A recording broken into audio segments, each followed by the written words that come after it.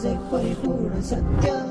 नमस्कार, मी युगंधरा। आवाज न्यूजच्या सुपरफास्ट बुलेटिन मध्ये आपले स्वागत। पाहूया आजच्या काही सुपरफास्ट ठळक घडामोडी। तळेगाव दाभाडे येथील म्हाडा पात्र सदनिका धारकांना घराचा ताबा लवकर देण्यात येण्याची आमदार सुनील शेळके यांनी अधिवेशनात केली मागणी।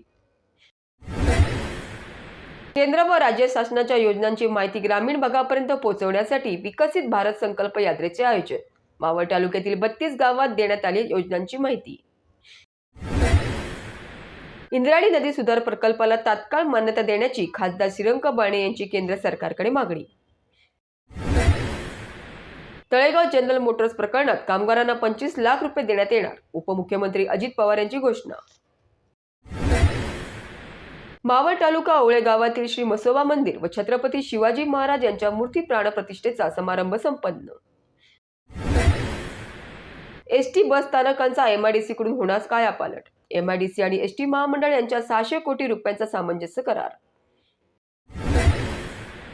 पुरोगामी महाराष्ट्रात जातीनिहाय जनगणना करण्यास संघाचा विरोध। 24 डिसेंबर पर्यंत आरक्षण न दिल्यास निवडणुका होऊन देणार नाही, जरांगे पाटील यांनी सरकारला दिला इशारा। केरळ नंतर महाराष्ट्र व गोवा राज्यात आढळला कोरोनाचा JN.1 नवा व्हेरिएंट, तज्ज्ञांचा सतर्कतेचा इशारा। या आणि अशाच बातम्या सविस्तरपणे वाचण्यासाठी आजच आमच्या आवाज न्यूज.live वेब पोर्टलला अवश्य भेट द्या।